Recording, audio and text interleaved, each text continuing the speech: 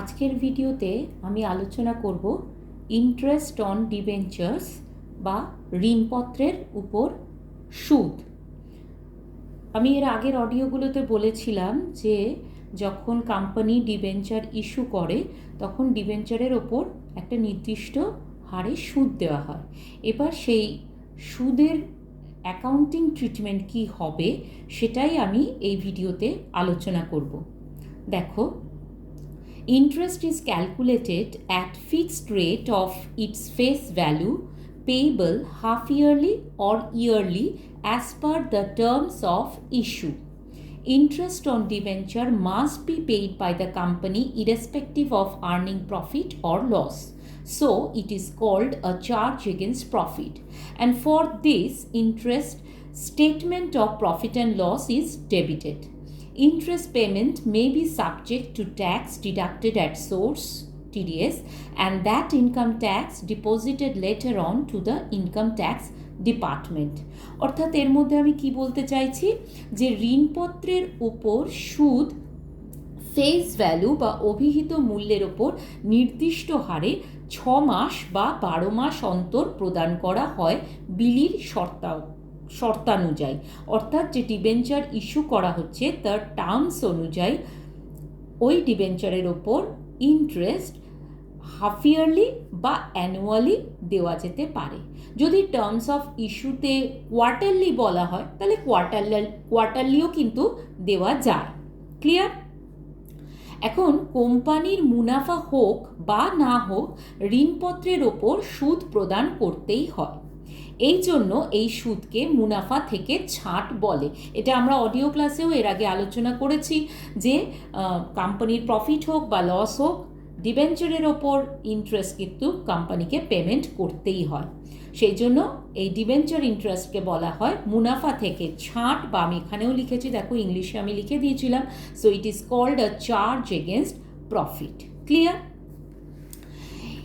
তো এর জন্য এই ঋণপত্রের উপর সুদের জন্য লাভ ক্ষতির বিবরণীকে ডেবিট করা হয়। দেখো আমি এখানেও লিখে দিয়েছি ইংলিশে, for this interest statement of profit and loss is debited.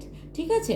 এখন তো আমাদের 2013 কোম্পানিজ অ্যাক্টের শিডিউল 3 পার্ট 2তে statement of profit and loss লাভ ক্ষতির বিবরণী বলা হয়। তো সেই জন্যই আমি statement of profit and loss লিখেছি, বা লাভ ক্ষতির বিবরণীকে ডেবিট করা হয় লিখে দিয়েছি। তো ঋণগ্রহীতাদের সুদ প্রদানের সময় সুদের ওপর প্রযোজ্য আয়কর কেটে রাখা হয়। তো ট্যাক্স ডিডাক্টেড অ্যাট সোর্স করা হয় এবং এই ট্যাক্স পরবর্তী সময় আয়কর দফতরে জমা দিতে হয়। ঠিক আছে? তো এক্ষেত্রে এই যে আয়কর দফতরে আমরা জমা দেবো, এটা আমাদের অঙ্কে বলে দেবে যে income tax deducted at source আছে কি নেই। যদি income tax deducted at source বলা না থাকে তাহলে আমরা একরকমভাবে করব, যদি ট্যাক্স ডিডাক্টেড অ্যাট সোর্স বলা থাকে তাহলে আমরা আরেক রকমভাবে করব। আমরা দেখে নিই অ্যাকাউন্টিং এন্ট্রিজ কী হবে। When interest is due and tax is ignored, debenture interest account debit to debenture holders account. বুঝতেই পারছো, ইন্টারেস্ট পেয়েবল, ইন্টারেস্ট ডিবেঞ্চার হোল্ডারদের দিতে হবে, সেই জন্য আমি লিখেছি due. And tax is ignored, অর্থাৎ এখানে টিডিএসের কথা বলা হয়নি, তাহলে সেক্ষেত্রে এন্ট্রিটা হবে debenture interest account debit. Debenture interest বুঝতেই পারছো কোম্পানির চার্জ এগেনস্ট প্রফিট, মানে কোম্পানির একটা খরচ, তাহলে সেটাকে আমরা ডেবিট করি টু ডিবেঞ্চার হোল্ডার্স অ্যাকাউন্ট, কারণ ডিবেঞ্চার হোল্ডারকে এই টাকাটা আমার দিতে হবে, দিস ইজ মাই লায়াবিলিটি, তাহলে আমরা ক্রেডিট করেছি। when interest is due and tax is deducted at source, যদি ট্যাক্স ডিডাক্টেড অ্যাট সোর্স বলা থাকে তখন আমরা এন্ট্রিটা কি করব? তখন আমরা এন্ট্রিটা করব ডিবেঞ্চার ইন্টারেস্ট অ্যাকাউন্ট ডেবিট। এখানে আমরা গ্রস ইন্টারেস্টটা নেব টু ডিবেঞ্চার হোল্ডার্স অ্যাকাউন্ট। এখানে নেট ইন্টারেস্ট আসবে, নেট ইন্টারেস্ট মানে আফটার ডিডাক্টিং টিডিএস। ঠিক আছে? টিডিএস কাটার পর, উৎসমূলে কর কাটার পর, ট্যাক্স ডিডাক্টেড অ্যাট সোর্স বাদ দেওয়ার পর, গ্রস ইন্টারেস্ট থেকে টিডিএস বাদ দেওয়ার পর যে নেট ইন্টারেস্ট সেটাই কিন্তু ডিবেঞ্চার হোল্ডার্সরা তখন পাবে। সেই জন্যই আমি লিখেছি to debenture holders account net interest to income tax payable account tax deducted, যে পরিমাণ ট্যাক্স ডিডাক্ট করা হলো সেটা ইনকাম ট্যাক্স পেয়েবল। পেয়েবল কেন লিখেছি? কারণ পরবর্তীকালে আমি লিখেই দিয়েছিলাম তোমাদের যে এটা পরে, পরে এটা আয়কর দপ্তরে জমা দিতে হয়। দেখো আমি লিখে দিয়েছি এখানে, আরেকবার তোমাদের দেখিয়ে দিচ্ছি, পরবর্তী সময় আয়কর দপ্তরে জমা দিতে হয়। ঠিক আছে? তো সেই জন্য আমি এখন রেখেছি ইনকাম ট্যাক্স পেয়েবল। তো এটাও আমার লায়াবিলিটি, এটাও আমার লায়াবিলিটি, দুটোই সেজন্য ক্রেডিট হয়েছে। Clear? When interest is paid, যখন ইন্টারেস্ট দিয়ে দেওয়া হলো, debenture holders account debit to bank account, বুঝতেই পারছো এবার ডিবেঞ্চার হোল্ডারদের আমি পেমেন্ট করে দিচ্ছি, তাহলে আমার লায়াবিলিটি কমে গেল, টু ব্যাঙ্ক অ্যাকাউন্ট, ব্যাঙ্ক থেকে টাকা চলে গেল, তাহলে অ্যাসেট কমে গেল, সেই জন্য এটাকে ক্রেডিট করলাম, debenture holders account debit, decrease in liability, to bank account, decrease in asset, আমরা ক্রেডিট করে দিচ্ছি। এবার দেখো when debenture interest is transferred to statement of profit and loss, যখন আমরা এই ডিবেঞ্চার ইন্টারেস্টকে, এটা আমার তো চার্জ এগেন্স্ট প্রফিট, তাহলে এই খরচটাকে তো আমার প্রফিট অ্যান্ড লসে নিয়ে যেতে হবে, সেই জন্য আমরা স্টেটমেন্ট অফ প্রফিট অ্যান্ড লসে নিয়ে গেছি। তাহলে সেখানে আমরা কি এন্ট্রি করব? এটা আমার এক্সপেন্স, তাই তো? এবার এক্সপেন্সটা যখন এক্সপেন্স হিসেবে আমরা ধরেছি তখন আমরা ডেবিট করেছি, এবার যখন প্রফিট অ্যান্ড লস অ্যাকাউন্টে ট্রান্সফার করে দিচ্ছি তখন আমরা ক্রেডিট করে দেবো, আর প্রফিট অ্যান্ড লস অ্যাকাউন্টকে ডেবিট করব, কারণ আমরা জানি প্রফিট অ্যান্ড লসের ডেবিট দিকেই আমাদের সমস্ত খরচগুলো দেখানো হয়। তাহলে statement of profit and loss debit to debenture interest account. Clear? এবার যখন ইনকাম ট্যাক্স দিয়ে দেওয়া হবে তখন কি হবে? দেখো ইনকাম ট্যাক্স দিয়ে দেওয়া হচ্ছে, তাহলে for payment of income tax payable account debit to bank account, তাহলে লায়াবিলিটি কমে গেল, কারণ এবার এটা আমরা ইনকাম ট্যাক্স ডিপার্টমেন্টে কোম্পানি জমা করে দিচ্ছে, তাহলে সেক্ষেত্রে income tax payable account debit, টাকা চলে যাচ্ছে, টাকা জমা দেওয়া হচ্ছে টু ব্যাঙ্ক অ্যাকাউন্ট, আমরা ক্রেডিট করে দিচ্ছি। দেখো আমি একটা প্রবলেম দিয়ে বোঝাচ্ছি, তোমাদের একদম ক্লিয়ার হয়ে যাবে, দেখে নাও। Problem 1, BG Limited issued 2012% debenture of ₹100 each on 1st April 2018 at par but redeemable at a premium of 10%. আমি এর আগের ভিডিওতে তোমাদের দেখিয়েছিলাম যে ইস্যু হলে কি এন্ট্রি হয়, আর ইস্যুর সঙ্গে যদি রিডেমশনের কন্ডিশন দেওয়া থাকে তাহলে কি এন্ট্রি হয়। তো এই অঙ্কটাতে আমাদের ইস্যু বলা আছে, ইস্যুর টার্মস হচ্ছে অ্যাট পার ইস্যু হয়েছে, আর রিডেমশনের টার্মস হচ্ছে রিডিমেবল অ্যাট প্রিমিয়াম বলা রয়েছে।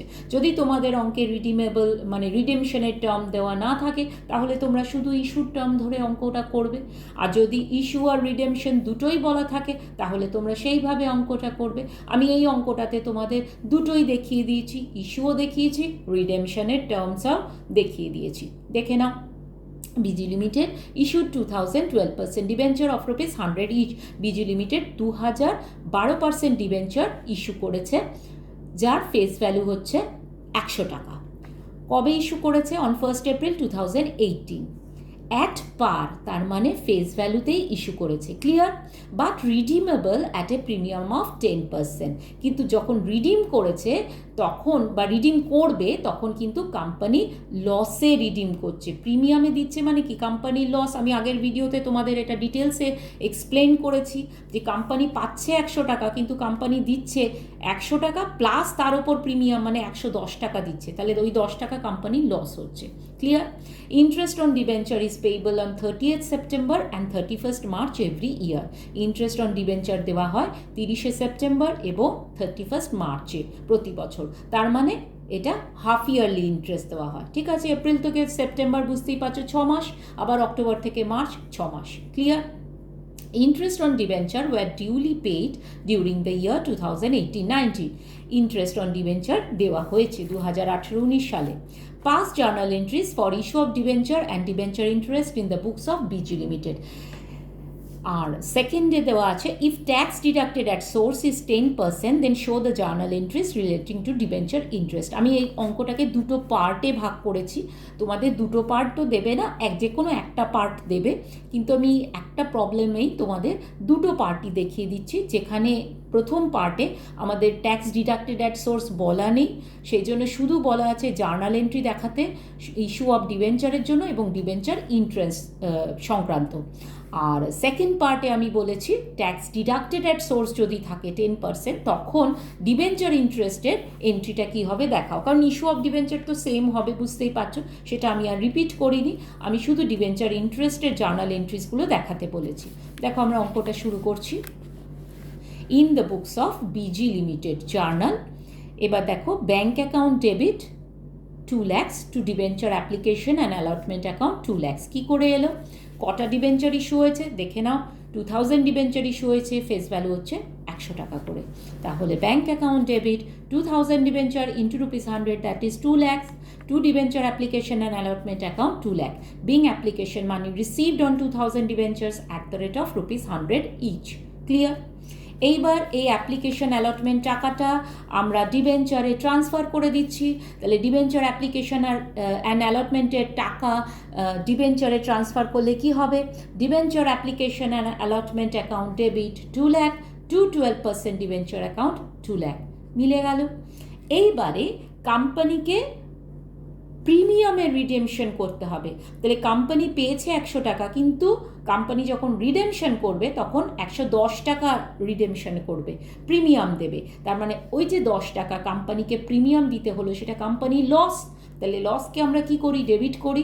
সেই জন্যেই দেখো প্রিমিয়াম কত টাকা কোম্পানিকে দিতে হবে? 2000 ডিবেঞ্চারের ওপর 10 টাকা করে, মানে 20,000 টাকা দিতে হবে। তাহলে এই 20,000 টাকাই কোম্পানির লস, লসকে আমরা ডেবিট করে দিচ্ছি। সেই জন্য দেখো আমি লসটাকে ডেবিট করছি। Loss on issue of debentures account debit 20,000 to premium on redemption of debenture account 20,000। আমার আগের ভিডিওতে এটা ডিটেলসে আমরা আলোচনা করেছি, আমি আরেকবার তোমাদের এই অঙ্কটাতে দেখিয়ে দিলাম। তাহলে আমাদের আরেকবার আমি বলে দিই এই এন্ট্রিটাতে কি দাঁড়ালো। Debenture application and allotment account debit 2 lakh, loss on issue of debentures account debit 20,000 to 12% debenture account 2 lakh, to premium on redemption of debentures account 20,000. Clear? Being the issue of 2000 12% debenture at the rate of ₹100 each at par, but redeemable at a premium of 10% as per board's resolution number ... খেয়াল করবে এই অঙ্কটাতে আমাদের issue এবং redemption দুটোরই terms বলা আছে, সেজন্য আমরা কিন্তু দুটোই দেখিয়েছি। যদি আমাদের রিডেমশনের টার্মস বলা না থাকে তাহলে কিন্তু আমরা শুধু ইস্যুর এন্ট্রিটাই দেখাবো। ক্লিয়ার? এবার দেখো আমরা ডিবেঞ্চার ইন্টারেস্টে আসছি। এই দুটোরই ডেট হচ্ছে 2018 1 এপ্রিলে। এবার 30 সেপ্টেম্বরে ডিবেঞ্চার ইন্টারেস্ট দেওয়া হচ্ছে। তাহলে ডিবেঞ্চার ইন্টারেস্ট কত? 2 লাখ টাকা ডিবেঞ্চার, তার 12% হচ্ছে ইন্টারেস্ট, কারণ এখানে বলেছে 12% ডিবেঞ্চার, তার মানে 12% হচ্ছে ডিবেঞ্চারের ইন্টারেস্ট। তাহলে ₹2 lakhs ইন্টু 12% ইন্টু 6 মাসের, সেপ্টেম্বরে দেওয়া হচ্ছে ডিবেঞ্চার ইন্টারেস্ট, তাহলে 6 মাসের ইন্টারেস্ট কত হয়? 12,000 টাকা, to debenture holders account 12,000, being the interest on debentures payable for 6 months। Clear হলো? খুব সহজ। এবার দেখো ডিবেঞ্চার হোল্ডারদের আমরা টাকা দিয়ে দিচ্ছি। Debenture holders account debit 12,000 two bank account 12,000, being interest paid to debenture holders. Clear? আবার দেখো 6 মাস বাদে ডিবেঞ্চার হোল্ডার্সকে আমাদের টাকা দিতে হবে, কোম্পানি টাকা দেবে বিজি লিমিটেড। তাহলে দেখে নাও আবার 2019 মার্চ 31 গিয়ে debenture interest account debit 12,000 to debenture holders account 12,000, being interest on debentures payable for 6 months। এবার ডিবেঞ্চার হোল্ডার্সের আমরা টাকা দিয়ে দিচ্ছি। Debenture holders account debit 12,000 to bank account 12,000, being interest paid to debenture holders। Clear? এইবার বছরের শেষে 31 মার্চে আমাদের প্রফিট অ্যান্ড লসে ডিবেঞ্চার ইন্টারেস্ট ট্রান্সফার করতে হবে, because debenture interest is a charge against profit. তাহলে statement of profit and loss debit 24,000, কারণ সেপ্টেম্বরে ছিল 6 মাসে 12,000, মার্চে 12,000, টোটাল ইন্টারেস্ট 24,000। তাহলে statement of profit and loss debit হচ্ছে 24,000, to debenture interest account transfer করছি 24,000 ক্রেডিট করে, being debenture interest transfer to statement of profit and loss. Clear? আশা করি তোমরা বুঝতে পেরেছো ফার্স্ট পার্টটা। এবার সেকেন্ড পার্টে আসছি। সেকেন্ড পার্টে বলেছে if tax deducted at source is 10%। তাহলে এবারে ট্যাক্স বাদ দিয়ে নেট অ্যামাউন্টটা কিন্তু ডিবেঞ্চার হোল্ডারদের কোম্পানি দেবে। তাহলে দেখে নাও, আমরা ডেটটা বুঝতেই পারছো 2018 সেপ্টেম্বর 13। তাহলে debenture interest account debit, debenture interest কত ছিল 6 মাসের? 12,000 টাকা, টু ডিবেঞ্চার হোল্ডার্স অ্যাকাউন্ট 10,800 টাকা। কি করে এলো? Two income tax payable account, কারণ এই ট্যাক্সটা অ্যাট সোর্স ডিডাক্ট করা হয়েছে। কত টাকা? 12,000-এর 10% মানে 1,200 টাকা। তাহলে 12,000 থেকে 1,200 বাদ দিলে 10,800 টাকা এবার ডিবেঞ্চার হোল্ডার্সরা পাবে। সেই জন্য আমরা এন্ট্রি করলাম debenture interest account debit 12,000, to debenture holders account 10,800, to income tax payable account 1,200, being interest payable on debentures for 6 months after tax deducted at source. Clear হলো? এবার ডিবেঞ্চার হোল্ডার্সের আমরা নেট ইন্টারেস্ট দিয়ে দিচ্ছি। Debenture holders account debit 10,800 to bank account 10,800 being interest paid to debenture holders account. খুব সহজ, আশা করি তোমাদের কারোর অসুবিধা হচ্ছে না, ভীষণই সহজ একটা টপিক। এরপরে দেখো আবার 31 মার্চ, ডেটটা দেখে নাও 2019, 31 মার্চে গিয়ে আবার ইন্টারেস্ট দিতে হবে। তাহলে debenture interest account debit 12,000 to debenture holders account 10,800, একই amount to income tax payable account 1,200 being interest payable on debentures for 6 months after tax deducted at source.